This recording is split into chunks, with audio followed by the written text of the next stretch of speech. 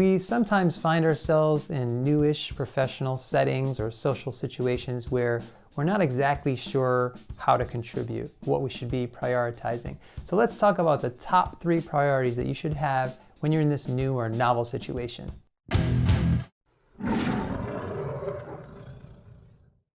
I'm Alex Lyon, and I'm here to provide professional development tips to help you increase your impact and lead your teams with more excellence. If you have never subscribed to this channel before, I'd like to invite you to do so.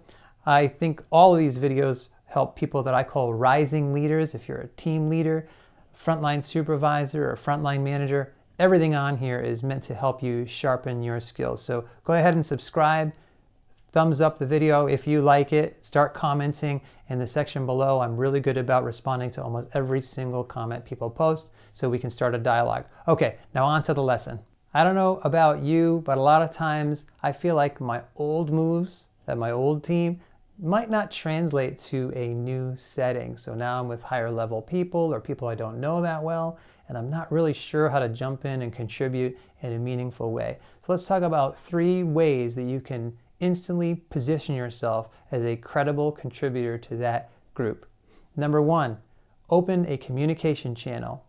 That means non-verbally and verbally open a line of communication to every other single person in that room. So let's just picture a room with several other people, and you walk into this situation. You should instantly attempt to make eye contact with every other person in the room. You also verbally want to say something to each person if you can, if it's appropriate. Minimally the people next to you, but certainly everybody if this is pre-meeting, if you're making small talk. So you open nonverbal and verbal channel. If it's appropriate and there's someone there close enough to you, shake their hand, especially if it's before the meeting is starting, especially if you're just introducing yourself.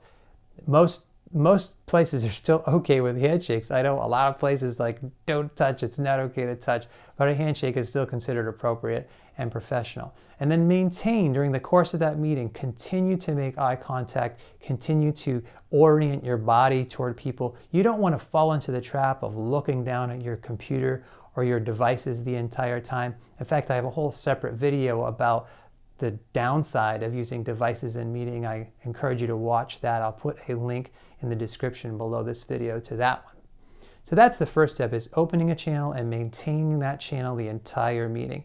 The second step is to learn every person's name. When I know someone's name, I feel really equipped to have a conversation with them because I know who they are. Hopefully they knew who I am, and now at least you have a way to refer to that person. You know their identity. So what I like to do is I sit down at these meetings, especially in a new situation.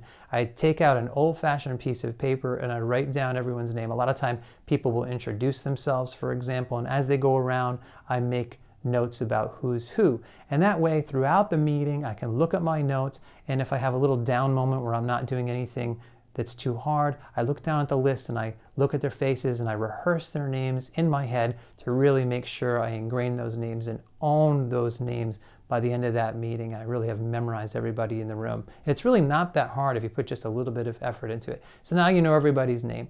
The third step to contributing is to make sure you add some kind of value to that meeting. So you don't just want to listen. Although listening's good, you don't just want to be non-verbally involved, although non-verbals are good.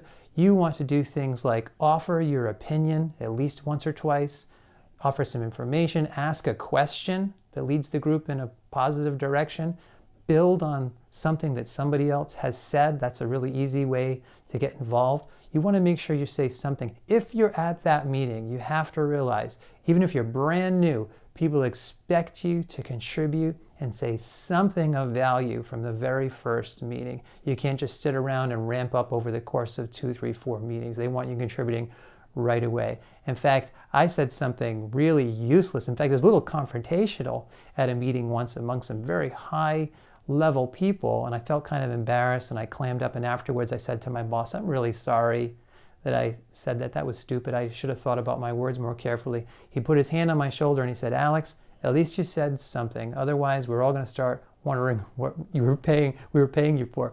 I thought, wow, that's a pretty graceful response. But even at that level, people want you contributing. They want you to, from the very first meeting, to say something where you add value. So don't be shy about it. Break the ice, contribute, verbally something. So those are the 3 ways that you can prioritize your work in these meetings. And it is work. You have to go in with a little bit of a plan into these meetings so that you show up as a professional, as someone who's credible, as someone who should be taken seriously by the other people in the group. So I mentioned earlier, if you haven't yet subscribed, I encourage you to do so. I encourage you to look around the channel, find some other videos that might help you move your career forward, help you move your team forward. And I look forward to starting a conversation in the comment section below this and other videos. So thanks, God bless, and I hope you get to use the tips we're talking about in your very next team meeting.